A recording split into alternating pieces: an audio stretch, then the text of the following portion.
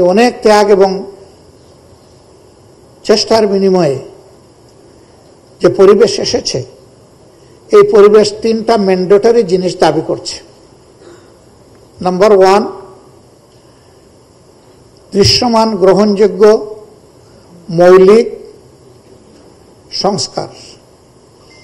কিছু জায়গা আমরা সুনির্দিষ্ট মেনশন করেছি, যেটা ইতিপূর্বে আপনাদের সামনে আমরা দিয়েছি, জাতির সামনে আমরা পেশ করে যাচ্ছি।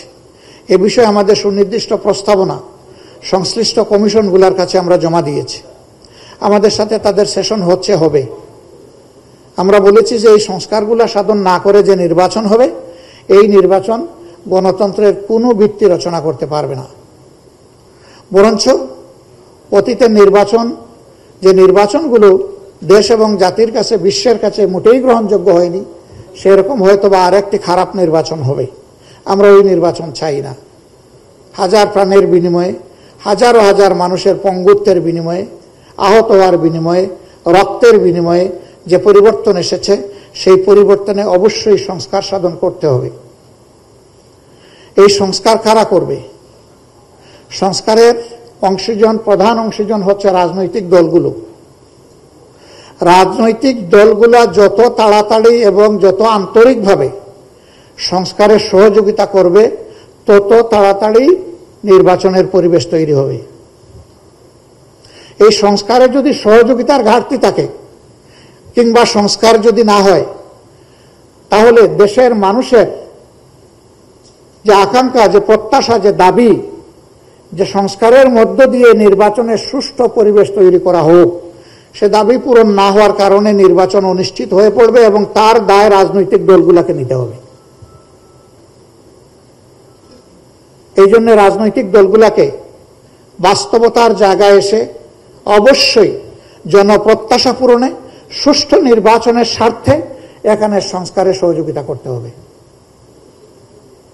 2 নম্বর দাবি যেটা পূরণ করা উচিত, এটি হচ্ছে যারা নিহত এবং আহত হয়েছে, এই খুনের দায় যাদের, তাদেরকে বিচারের আওতায় এনে দৃশ্যমান বিচার এই জাতিকে দেখাতে হবে,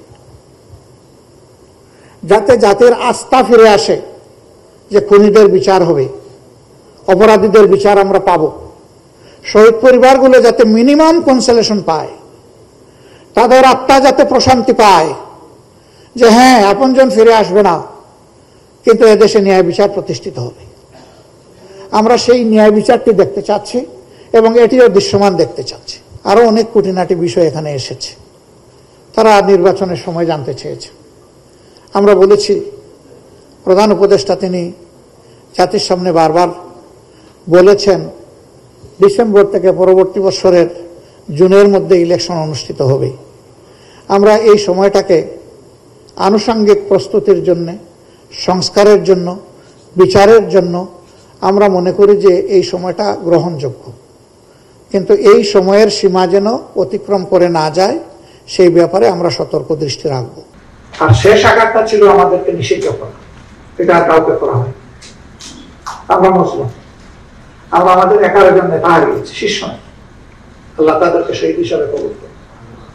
অসংখ্য সাথী হারিয়েছি, আল্লাহ তাদেরকেও শহীদ হিসাবে কবুল করে।